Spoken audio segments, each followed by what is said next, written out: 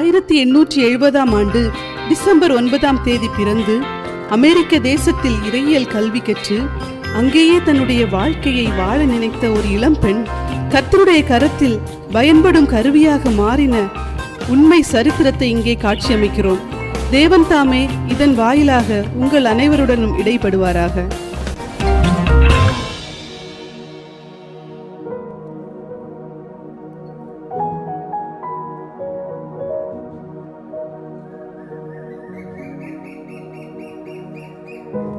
Hi லிதியா, இன்னைக்கு தான் நம்ம காலேஜ் லாஸ்ட் டே. எவ்வளோ சந்தோஷமா இருந்துச்சுல்ல. கிளாஸ் ரூம் கலாட்டாஸ், ஃப்ரெண்ட்ஸோட birthday parties, happy hostel days, இதெல்லாம் எப்படி மறக்க முடியும்? ஆமாடி, எவ்வளோ சந்தோஷமா இருந்தோம்ல இவ்வளோ வருஷமும். இது மாதிரி ஒரு எக்ஸ்பீரியன்ஸ் நம்ம லைஃப்ல இனி கிடைக்க போறதே இல்லை. இனிமே கேரியர், மேரேஜ், குழந்தைங்க அப்படின்னு லைஃபே மாறி போயிடும். ஐடா, நீ எப்படி அமெரிக்காலே இருக்க போறியா இல்ல இந்தியாவுக்கு மிஷனரியா போக போறியா? என்னது, நான் இந்தியாவுக்கு மிஷனரியாகவா? சான்ஸே இல்ல. நான் அமெரிக்கால நல்ல வேலை தேடிக்கிட்டு இங்கேயே செட்டில் ஆக போறேன். ஐடா, உன்னோட அப்பாவு கூட பிறந்தவங்க எல்லாருமே இந்தியாவில் தான் மிஷனரியா இருக்காங்க. அதனால எனக்கு என்னமோ நீயும் அவங்கள போல இந்தியாவுக்கு மிஷனரியா போயிடுவான்னு தான் தோணுது. ஏ லிசா, இந்தியா பத்தி ஏதாச்சும் தெரியுமா உனக்கு? இந்தியாவை நினைச்சாலே என் கண் முன்னாடி வருது அந்த நாட்டோட பஞ்சம், பசி, பட்டினி தான். மக்கள் தினமும் இறந்துகிட்டே இருப்பாங்க. பள்ளிக்கூடம்னா அவங்களுக்கு என்னன்னு கூட தெரியாது. சுத்தம், சுகாதாரம் பத்தின எந்த அறிவும் யாருக்கும் கிடையாது. இப்படிப்பட்ட நாட்டுல இஷ்டமே இல்லாம ஒரு கஷ்டமான வாழ்க்கை வாழ்றதை விட நான் அமெரிக்காலே இருந்து எனக்கு பிடிச்ச மாதிரி ஒரு சந்தோஷமான வாழ்க்கை வாழ போறேன். சரி, அது உன்னோட இஷ்டம். உன் வாழ்க்கை பத்தின முடிவை நீயே எடுத்துக்கோ. ஹே ஐடா, உனக்கு போஸ்ட்ல ஒரு லெட்டர் வந்திருக்குமா? பாக்க இந்தியால இருந்து அனுப்புனது போல இருக்கு. அட ஆமா, இது எங்க அப்பா கிட்ட இருந்து தானே வந்திருக்கு. ரொம்ப சந்தோஷமா இருக்கு. இப்பவே நான் அதை படிக்கணுமே. அன்பு மகள் ஐடா, நீ நலமுடன் இருப்பாய் என்று கர்த்தருக்குள் நம்புகிறேன். உன் அம்மா இங்கே நோய்வாய்ப்பட்டிருக்கிறார்கள். உன்னை பார்க்க வேண்டும் என்று விருப்பப்படுகிறார்கள். நீ உடனே புறப்பட்டு இந்தியாவுக்கு வந்தால் அம்மாவுக்கு ஆறுதலாக இருக்கும். இப்படிக்கு அன்பு அப்பா. ஐயோ, என்னோட அம்மாவுக்கு உடம்பு சரியில்லையே. இப்ப நான் என்ன பண்றது? கண்டிப்பா உடனே நான் இந்தியாவுக்கு கிளம்பி ஆகணுமே. நான் சொன்னேன்ல, நீ இந்தியாவுக்கு போவான்னு. பாரு, நீ அங்க போறதுக்கான ஒரு தருணம் அமைஞ்சிடுச்சு. லிசா, நான் என்னோட அம்மாவை தான் பார்க்க போறேனே தவிர வேற எதுக்கும் இல்ல, சரியா? அத புரிஞ்சுக்கோ. எங்க அம்மாவுக்கு உடம்பு சரியானதும் நான் அமெரிக்கா திரும்பி வந்துடுவேன். இது என்னோட உறுதியான முடிவு. சரிடி, நீ உன் இஷ்டப்படி செய். ஐடா, அம்மாவை நல்லா கவனிச்சுக்கோ. ஓகே ஃப்ரெண்ட்ஸ், நான் இந்தியா போயிட்டு வந்த அப்புறம் உங்க எல்லாருமே மீட் பண்றேன்.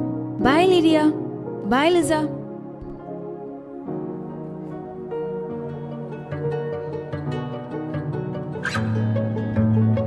அதன்படியாக 1890 வருடம் இந்தியா வந்தார் ஐடா ஸ்கட்டர். இந்த வருகைதான் அவருடைய வாழ்க்கையே தேவனுடைய பணிக்கு நேராக திசை திருப்ப போகின்றது என்று அப்போது அவர் அறிந்திருக்கவில்லை.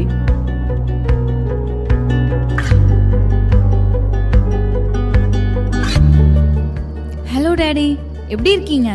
அம்மா எங்க டாடி? நல்லா இருக்கேன் ஐடாமா. உன்னை பார்த்ததுல எனக்கு ரொம்ப சந்தோஷமா இருக்கேன். அம்மா கிட்ட கூட்டிட்டு போறேன், வா. மம்மி எப்படி இருக்கீங்க அம்மா? இவ்ளோ மெலிஞ்சு போயிட்டீங்களேம்மா. இனிமே நான் உங்க பக்கத்திலே இருந்து உங்களை பத்திரமா பாத்துக்க போறேன் அம்மா. ஐடாமா, நீ இங்க வந்தது எனக்கு ரொம்ப ஆறுதலா இருக்குமா. நான் இனிமே சீக்கிரமா குணமடைஞ்சிடுவேன்னு கர்த்தருக்குள் நம்புறேன். நிச்சயம் அம்மா, நீங்க சீக்கிரமே குணமாயிடுவீங்க.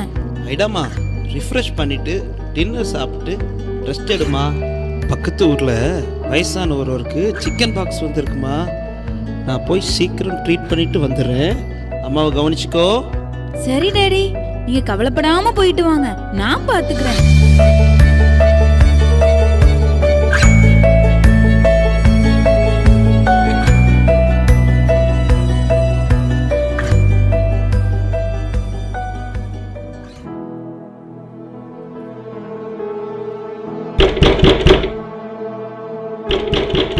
Doctor doctor.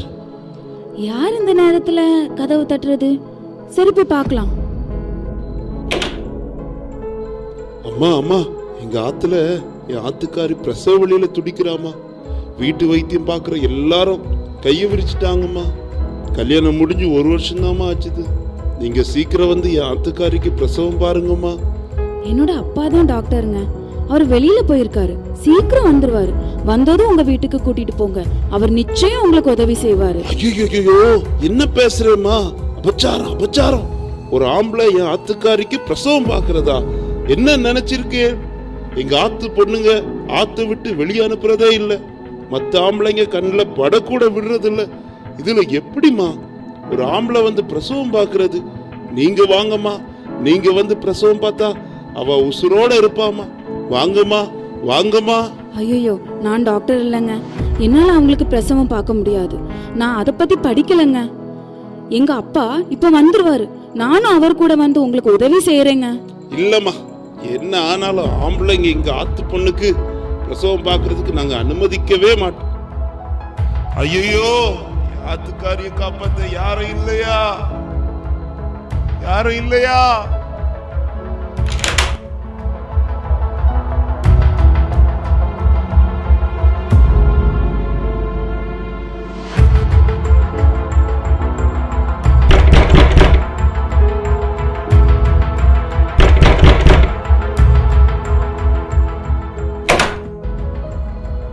டாக்டரம்மா டாக்டரம்மா, உடனே கிளம்பி எங்க வீட்டுக்கு வாங்கம்மா. என் பெஞ்சாதி சாக போறாமா. பிரசவ வழியில துடிச்சு மயக்கம் போட்டு விழுந்துட்டாமா. நீங்க தாம்மா அவளை எப்படியாவது வந்து காப்பாத்தணும். ஐயோ, நான் டாக்டர் இல்லைங்க, எங்க அப்பா தான் டாக்டர். வெளியில போயிருக்காரு, இப்போ வந்துருவாரு. வந்ததும் உங்க வீட்டுக்கு வர சொல்றேங்க. ஐயோ, அப்ப நீங்க டாக்டர் இல்லையாமா? நீங்க வந்து பிரசவம் பார்க்க முடியாதாமா? மற்ற ஆம்பளைங்க எங்க பொண்ணுங்க முகத்தை கூட பார்க்க விட மாட்டோமா. இப்படிமா பிரசவம் பார்க்க விடுவோம்? நீங்க வந்து பிரசவம் பார்க்கலன்னா அவ செத்துருவாமா, அவ செத்து போயிருவாமா. நான் எங்க அப்பா கூட வந்து கண்டிப்பா உங்க மனைவிய காப்பாத்த முயற்சி பண்றேங்க. இல்லம்மா, ஒரு ஆம்பளை பிரசவம் பார்க்க நாங்க விட மாட்டோமா. அவளை காப்பாத்த வேற வழியே இல்லையாமா. ஐயோ, இறைவா இறைவா, என் பொஞ்சாதியை காப்பாத்த மாட்டியா?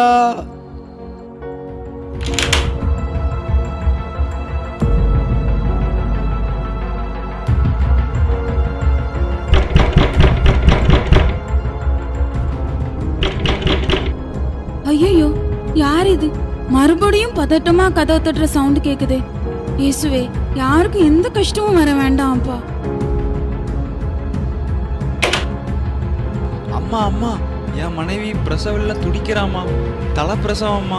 நீங்க வந்து என் மனைவிக்கு வைத்தியம் பாருங்கம்மா. பிரசவம் பார்த்த கிழவி பிள்ளையும் மனைவியும் காப்பாத்துறது கஷ்டம்னு சொல்லிட்டாமா. தயவு செஞ்சு காப்பாத்துங்கம்மா என் மனைவியும் பிள்ளையும். அம்மா காப்பாத்துங்கம்மா. என்னால முடியாதுங்க, நான் டாக்டர் இல்லைங்க, எங்க அப்பா தான் டாக்டருங்க. அவரை வர சொல்றேங்க. பொம்பளைங்களுக்கு பிரசவம் பார்க்க ஆம்பளையா? எப்படிமா முடியும்? என் மனைவியை காப்பாத்துறதுக்கு பொம்பளை டாக்டர் கூட இல்லையாமா? ஐயோ என் மனைவி, ஐயோ என் குழந்தை, காப்பாத்துறதுக்கு யாருமே இல்லையா?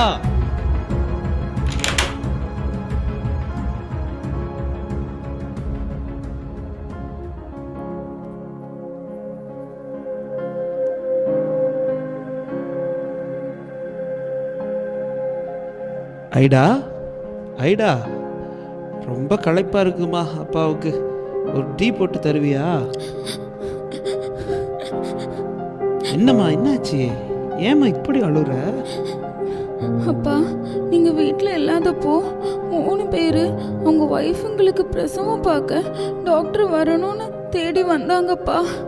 ஆனா 3 பேருமே ஒரு ஆண் எங்க பெண்களுக்கு பிரசவம் பார்க்க கூடாதுன்னு சொல்லிட்டு திரும்பி போயிட்டாங்கப்பா. எனக்கு மனசுக்கு ரொம்ப கஷ்டமா இருக்குப்பா. ஆமாம்மா, இதுதாம்மா இந்தியாவுடைய நிலைமை. எத்தனையோ பொண்ணுங்க பிரசவம் பார்க்க பெண் மருத்துவர் இல்லாமல் இறந்து போயிடுறாங்கம்மா. சின்ன வயசுலேயே பெண் குழந்தைகளுக்கு திருமணம் செஞ்சு வச்சிடுறாங்க. பட்டாம்பூச்சி மாதிரி துள்ளி திரிகிற வயசில் குழந்தைய வயிற்றில் சுமந்துக்கிட்டு பிரசவத்தில் செத்து போன பெண் பிள்ளைங்க கணக்கே இல்லைம்மா. இந்த கொடுமையெல்லாம் மாற தேவன் தான் ஒரு வழி திறக்கணுமா. சரி, நீ அழாத, நீ போய் படுத்துக்கோ.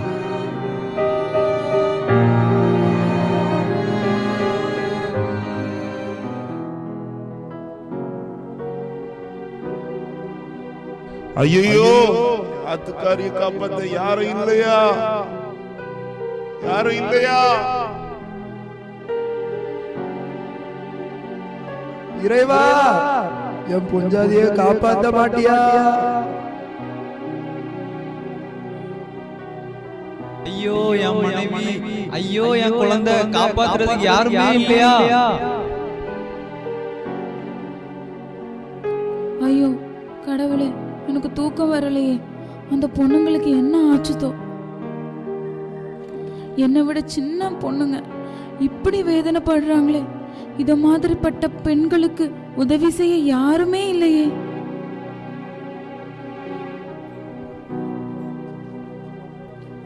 ஒருவேளை தேவன் என்ன இந்த பணிக்கு அழைக்கிறாரோ? இல்ல, என்னால முடியாது. இந்த நாட்டுல என்னால வாழவே முடியாது. அனல் பறக்கும் வெயிலில் அறிவு கெட்ட இந்த மக்களுக்காக நான் ஏன் உழைக்கணும்? ஒரே ஒரு வாழ்க்கை, அதை சுகமா வாழணுமே. ஆனா இந்த மக்களை நினைச்சாலும் பாவமா இருக்குதே. ஆண்டவரே, எனக்கு என்ன பண்ணணும்னே தெரியலையே.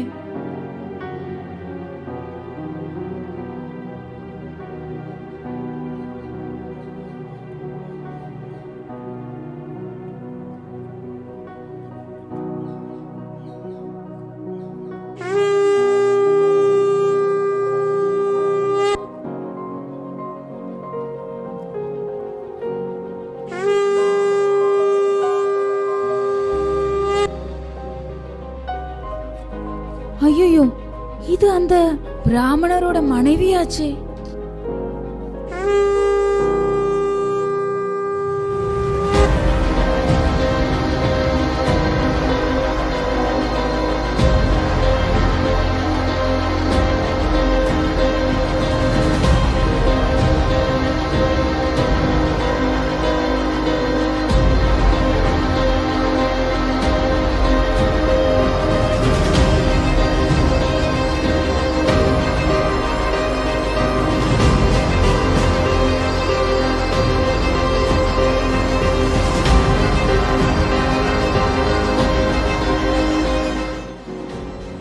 ஐயோ, அந்த முஸ்லிம் அண்ணாவோட மனைவியும் இறந்துட்டாங்களா? தேவனே, என்னால தாங்க முடியலையே.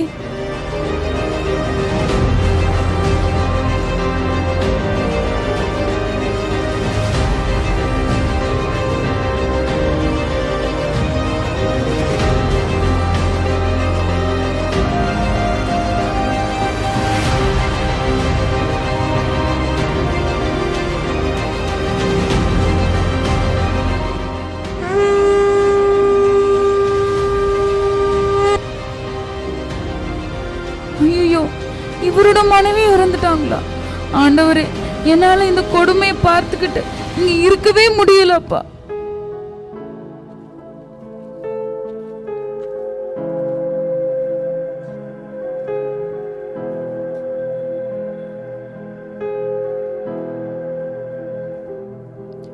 வாழ வேண்டிய வயசுல இப்படி பெணமா போறாங்களே. இனி கால தாமதம் வேண்டாம். தேவனே, இவங்கள மாதிரிப்பட்டவங்களுக்கு உதவி செய்ய நான் என்னையே ஒப்பு கொடுக்கிறேன் அப்பா. இந்த மக்களுக்கு தான் நான் சேவை செய்யறது நீங்க என்மேல் கொண்ட சித்தம் என்பதை நான் இப்பொழுது நல்லா புரிஞ்சுக்கிட்டேன்ப்பா. என்னை முழுவதுமாக உம்முடைய சேவைக்கு அர்ப்பணிக்கிறேன். எஜமானனே, எஜமானனே, உம் சேவைக்காய் என்னை அழைத்தீ. எஜமானனே, எஜமானனே, உம் சேவைக்காய் என்னை அழைத்தீ. மம்மி டாடி, நான் அமெரிக்காவை போய் மருத்துவம் படிக்கிறதா முடிவு பண்ணிட்டேன். படிச்சு முடிச்சிட்டு இந்தியாவுக்கு திரும்பி வந்து இந்த மக்கள் மத்தியில மருத்துவமும் செஞ்சு கர்த்தருடைய ஊழியத்தையும் செய்யணும்னு தீர்மானம் பண்ணிட்டேன். ஓ ஐஜா, I am really happy for you மா. பரலோகம் உன்னோட இந்த வார்த்தைகளை கேட்டு எவ்வளவு சந்தோஷப்பட்டிருக்கும் தெரியுமா? நீ டாக்டர் ஆகிட்டு வந்து இந்த மக்களுக்கு தொண்டு செய்யறத நான் என் கண்ணால பார்க்கணுமா. உன்னை நினைச்சா எனக்கு ரொம்ப பெருமையா இருக்குமா. உன்னோட கூட கர்த்தர் இருந்து உன்னை கொண்டு பெரிய காரியங்களை செய்ய போகிறார். இவ்வாறு மருத்துவத்தையும் சுவிசேஷத்தையும் ஒருங்கே இணைத்து ஐடா ஆற்றிய பணிகள் அளவே இல்லாதவை. அவருடைய அரிய முயற்சியால் ஒரு சிறிய மருத்துவமனை தொடங்கப்பட்டது. மருத்துவத்தில் உதவி புரிய தாதியர்கள் தேவைப்பட்ட நிலையில் தாதியர்களுக்கான பயிற்சி பள்ளியையும் தொடங்க தேவன் உதவி செய்தார். தாதியருக்கான பயிற்சி பள்ளி பின்னாளில் மருத்துவ கல்லூரியாக வளர்ந்தது. அன்று ஒரே ஒரு படுக்கையுடன் தொடங்கப்பட்ட ஒரு சிறிய மருத்துவமனை தான் இன்று உலக புகழ் பெற்றதாய், தமிழ்நாட்டின் வேலூர் மாவட்டத்தில் பறந்து விரிந்ததாய், பல உயிர்களுக்கு பயன்படும் பொக்கிஷமாய், பாரதத்திற்கே புகழ் சேர்க்கும் ஒளி விளக்காய் திகழ்ந்து வரும் வேலூர் கிறிஸ்தவ மருத்துவ கல்லூரி மற்றும் மருத்துவமனை. ஐடாஸ் கட்டரை போன்று அநேக மிஷனரிகள் வளர்ச்சி மிகுந்த தங்கள் நாட்டின் வசதியான வாழ்க்கையை கிறிஸ்துவுக்காக விட்டுவிட்டு மூட நம்பிக்கைகளாலும் அறியாமை இருளிலும் அகப்பட்டிருந்த நம்முடைய தேசத்தில் சுவிசேஷம் என்னும் ஒளி விளக்கை ஏற்றியதால் தான் இன்று நாம் அனைவரும் மெய்யான உலகின் ஒளியாம் இயேசு கிறிஸ்துவை அறியும் பாக்கியம் பெற்றிருக்கிறோம்.